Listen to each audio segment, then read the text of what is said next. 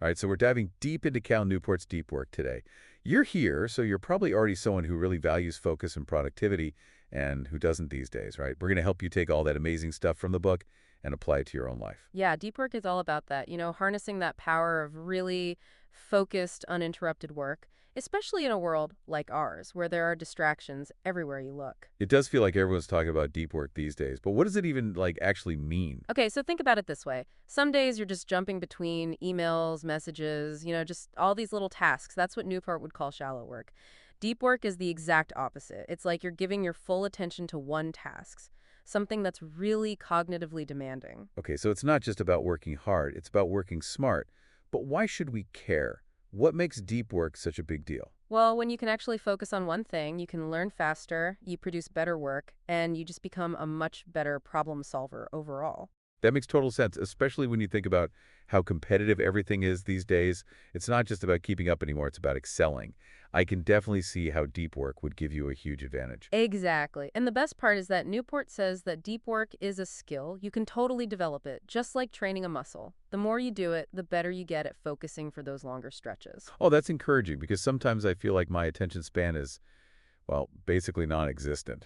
I think we all feel that way sometimes. But don't worry, we'll get into some really practical tips in a bit. First, though, let's break down Newport's 4 rules for getting better at deep work. Yeah, let's hear him. What's rule number one? Work deeply. It sounds super obvious, but it's really about being intentional, about creating time blocks in your day where you can just focus without distractions. So that means turning off notifications, closing all those tabs that are just begging you to click on them, and really just committing to the task you're working on. Oh, wow. I feel personally attacked already. But seriously, how are we supposed to actually make this happen in the real world? I know, it's tough, but trust me, it's so worth it. One thing to try is designing your workspace in a way that makes it easier to focus. So maybe that means finding a quiet corner in your house, or maybe it's investing in some noise canceling headphones. It's about sending your brain a signal that, okay, it's time for deep work now. Yeah, good point. Environment definitely makes a difference. Okay, so what's rule number two? Rule number 2 is embrace boredom. I know this one might sound a little weird, but just hear me out. All right, I'm listening, but this is going to be hard with my phone sitting right here. It's not about turning into a boring person or anything like that. It's more about teaching yourself to resist that constant urge to check your phone or just look for any distraction you can find. All that stimulation actually makes it harder for you to focus in the long run. So it's like building mental stamina. Instead of grabbing my phone every time there's a quiet moment, I should just sit with the boredom. Exactly. The more you get used to those quiet moments, the better you'll get at focusing for longer periods. And trust me, your brain will thank you for it. Okay, I'm willing to try it out. What about rule number three? Rule number 3 is quit social media. I know, this one sounds pretty extreme. Yeah, that's a tough one. Social media is such a big part of life for most people. How can we realistically quit cold turkey? It's not necessarily about quitting completely. It's about being more mindful about how you're using social media. Ask yourself, is this platform actually helping me achieve my goals, or am I just scrolling mindlessly? That's a really good question. I think a lot of us could use a little more of that, taking a step back and really thinking about how we're spending our time on social media. Absolutely.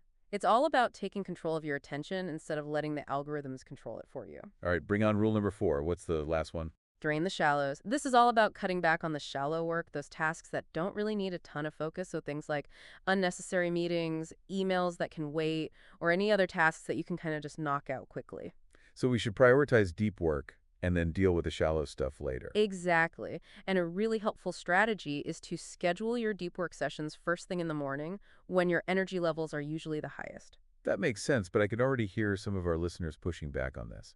What about those people who just can't seem to focus for very long? I totally get it. It's important to remember that deep work is a skill. You can't just flip a switch and suddenly be able to focus for hours. If you're used to constantly being distracted, retraining your brain is going to take some time and effort. So we shouldn't expect to go from 0 to 60 right away. Exactly. It's like training for a marathon. You wouldn't start by running 20 miles on your first day. Start small, maybe with 30 minutes of focused work, and then gradually increase the time as you go. Okay, I like that analogy, baby steps. But let's be real, sometimes those shallow tasks are just way too tempting. I know, they can be. But that's where those first 2 rules come in. Embracing boredom and resisting distractions are key to making deep work a habit. I see your point. Well, I think we've got a good foundation here. We've talked about what deep work is, why it's important, and even touched on those 4 crucial rules. I'm definitely ready to dive in a little deeper, though. Me too. Let's get into some more specific techniques and strategies for making deep work a part of your everyday life. I think our listeners are going to love this part. One of the things I find super interesting about deep work is how it relates to learning.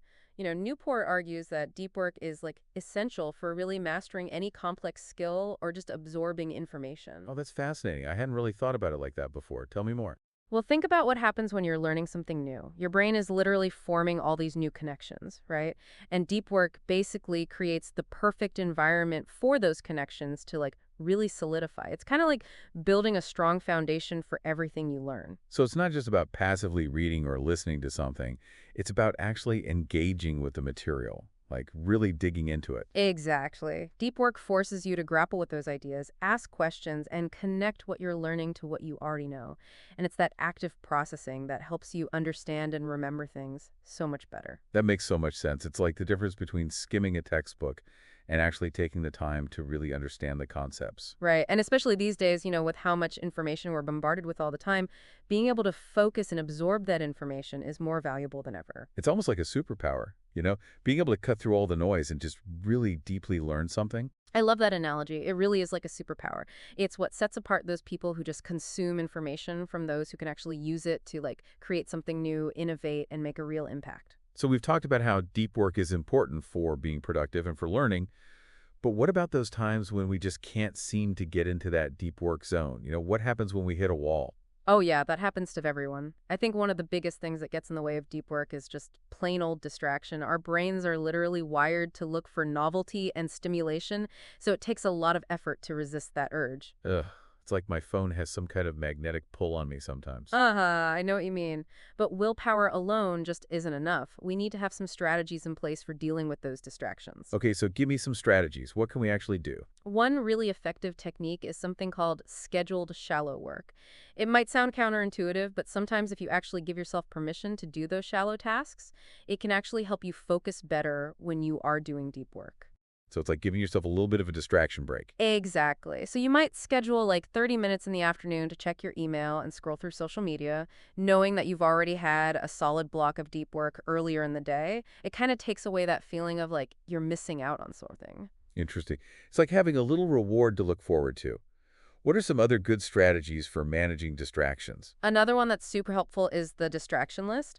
Basically, you just keep a notepad handy, and whenever you have a distracting thought pop into your head while you're trying to do deep work, you just write it down and then go back to what you were doing. Oh, I like that. It's like giving your brain a place to park those distracting thoughts so they're not just swirling around in there while you're trying to concentrate. Exactly, and lets you acknowledge the thought without letting it completely derail your whole work session. These are some really great tips.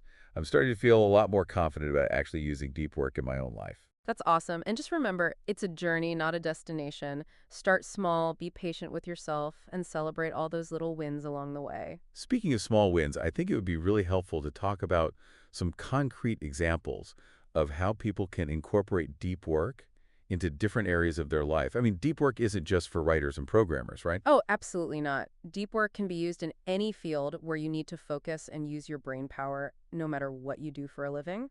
Let's dive into some of those examples. Okay, so let's get practical here. I want to hear about some real-world examples of how people can use deep work in their lives. Yeah, for sure. Let's start with something that I think a lot of people can relate to, like learning a new skill. Say you're trying to learn a new language, or maybe you're trying to pick up a musical instrument. Ooh, okay, yeah, I've been trying to learn Spanish forever, so I'm all ears. Well, instead of just passively listening to like a language learning app while you're doing other stuff, try dedicating a block of time just for focused study.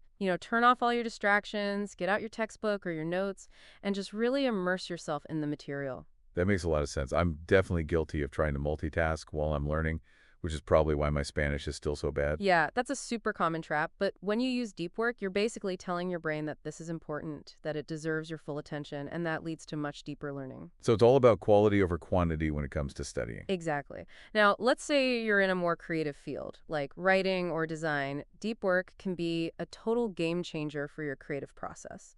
That's interesting. How so? Well, think about those times when you're just like totally stuck on a project or you can't seem to come up with any new ideas. That's when you need to schedule some dedicated time for deep creative thinking.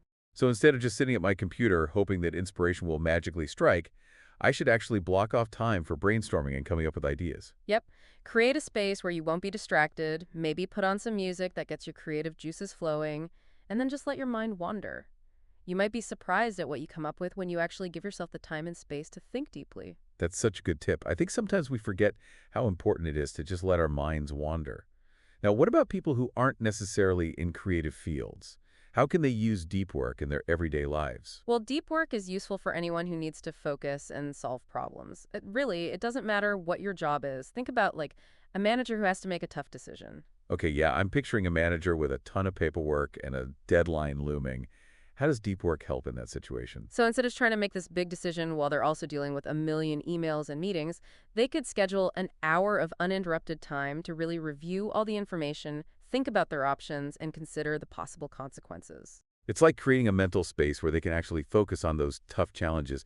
It takes a lot of courage to step away from all the busyness and prioritize that thinking time, though. Oh, for sure. But it can be so worth it. Deep work helps you make better decisions, solve problems more effectively, and just produce better quality work overall. This has been so grateful. I feel like I have a much better understanding of deep work now, and I have some ideas about how I can start using it in my own life. That's awesome. And just remember, the key is to start small, try out different strategies, and figure out what works best for you. It's a journey, not a destination, and the rewards are definitely worth the effort. I totally agree. To all our listeners out there, if you want to learn more about deep work, we highly recommend checking out Cal Newport's book.